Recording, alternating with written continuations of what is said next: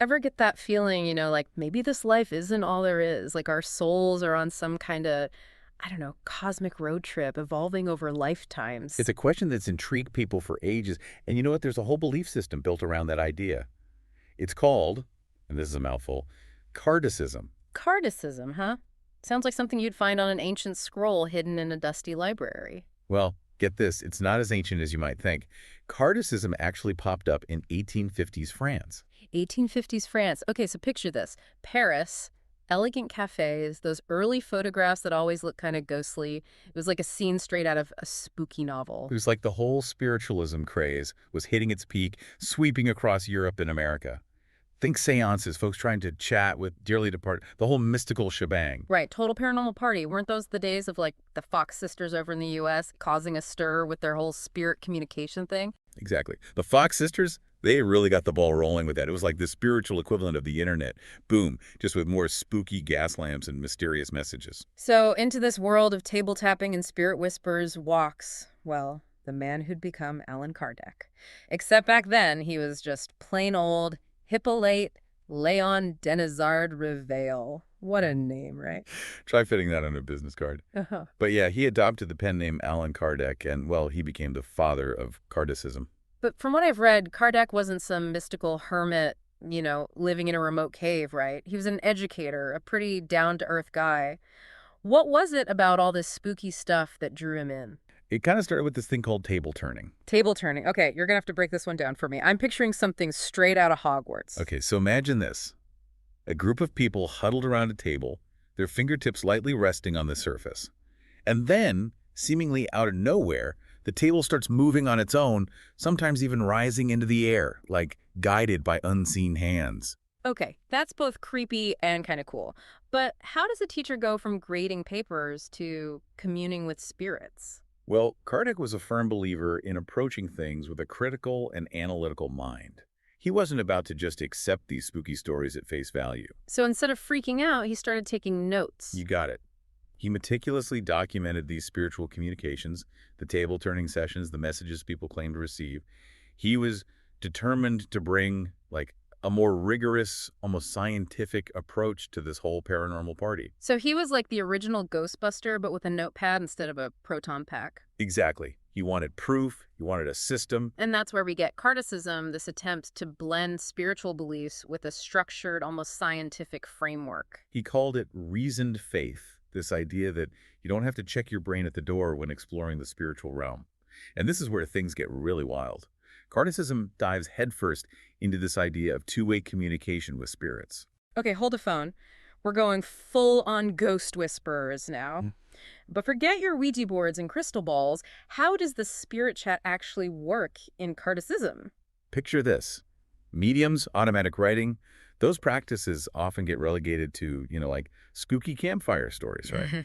But Kardec, he saw these as legitimate channels, ways for spirits to reach out and, well, have a chat. So we're not just talking about sensing a presence or feeling a chill down your spine. We're talking full-on conversations with the other side. You got it.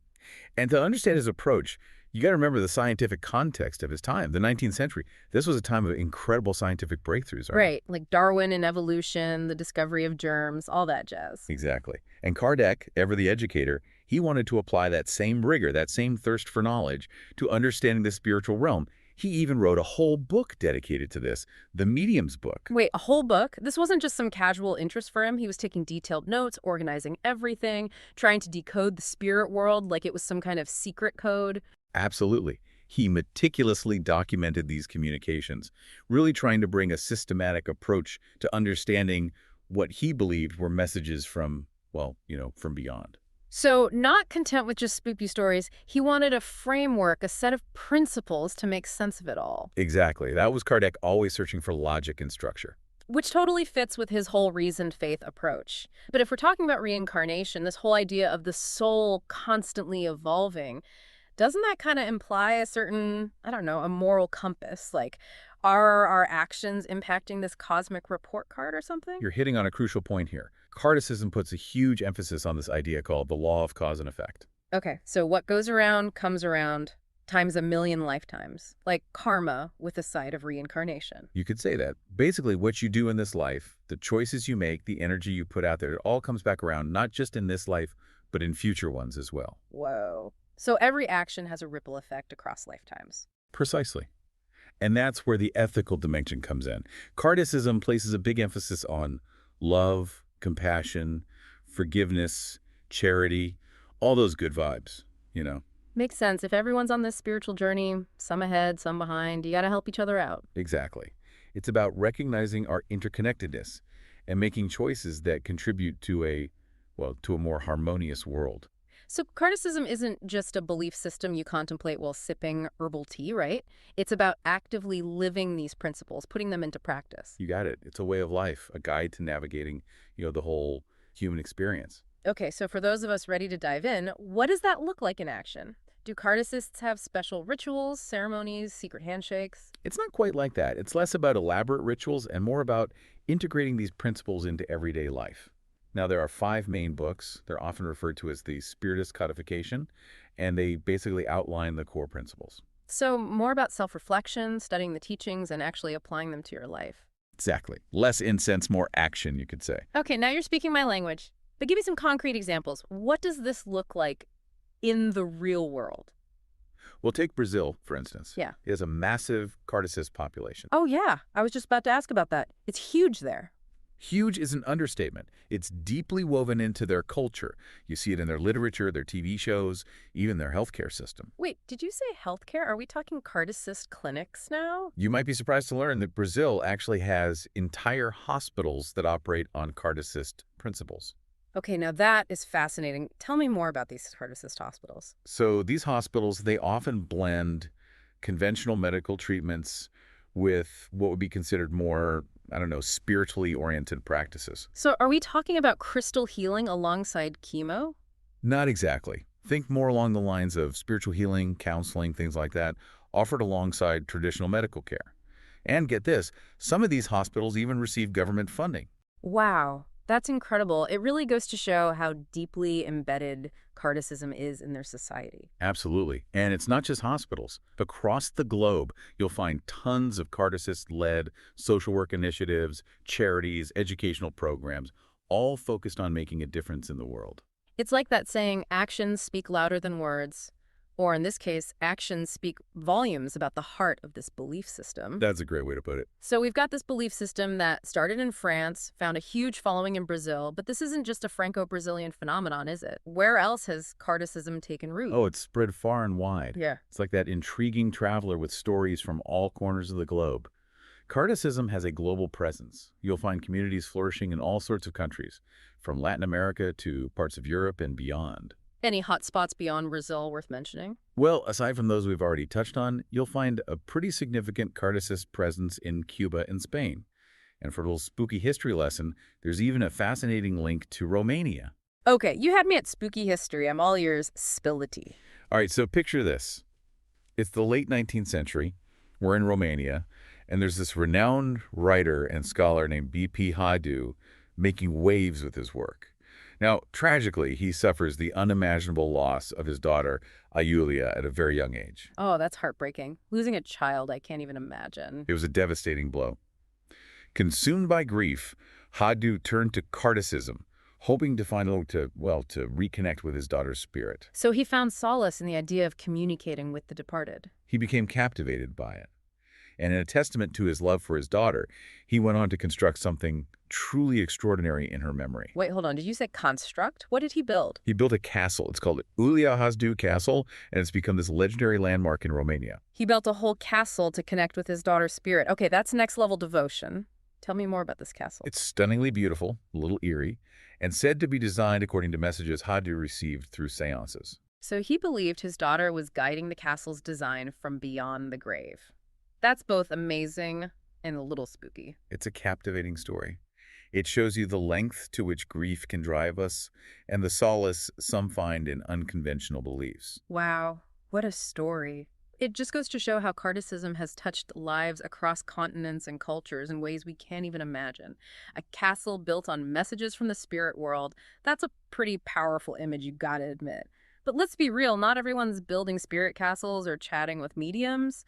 Kardechism, like any belief system, it's got its critics, right? Absolutely. Anytime you have a system of belief that challenges traditional thinking, especially when you're talking about life, death, the whole afterlife thing, it's bound to ruffle some feathers. So who were the skeptics back in the day? What were their main criticisms of Kardechism? Well, unsurprisingly, one of the earliest and most vocal critics was the Catholic Church. Right. 19th century Europe, the church had a lot of power and influence. Suggesting a friendly chat with the spirit world probably didn't go over too well. Exactly. And it wasn't just about the seances.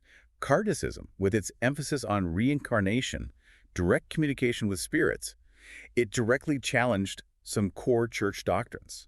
So for devout Catholics, Kardechism was a big no-no. Pretty much. The church has historically issued warnings about dabbling in Kardechism, particularly practices like mediumship and anything they perceive as, divination or magic. So they urged their followers to stick to the church's teachings. Makes sense, given their doctrines. Right. But it wasn't just organized religion, right? Were there other, more fundamental criticisms of Kardechism? You're right. It wasn't just about religious objections. Remember Kardec's whole mission to bring scientific rigor to the study of the spiritual? Right. The meticulous documentation, the categorization, the whole reasoned faith approach. Well, a big criticism, then and now, is whether Kardechism really lives up to those scientific claims. Because it's not like we can capture a spirit in a test tube or put reincarnation under a microscope. Precisely. Critics, especially from the scientific community, they argue that Kardechism relies heavily on anecdotal evidence, on subjective experiences, things like those table-turning sessions we talked about. So they're saying it's more about belief and interpretation than hard, cold scientific facts. Basically, yeah. Yeah. They argue that extraordinary claims require extraordinary evidence, and Kardechism, from their perspective, just hasn't presented that level of proof. So it occupies this interesting middle ground, not quite religion, not quite science, which kind of leaves it open to criticism from both sides. You could say that. So here we have Kardechism embraced by millions, questioned by others. It's this fascinating blend of spiritual exploration, ethical living, and some would say a touch of wishful thinking. It certainly makes you think, that's for sure. And that's the beauty of exploring a belief system like this.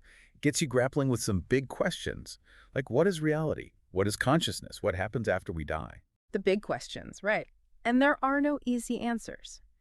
But whether you subscribe to Kardechism or not, it encourages us to approach these mysteries with curiosity, with an open mind, to consider that there might be more to life, to the universe, than we currently understand. Absolutely. And to remember that regardless of our beliefs, we're all connected, and we have a responsibility to make the world a better place. Well said.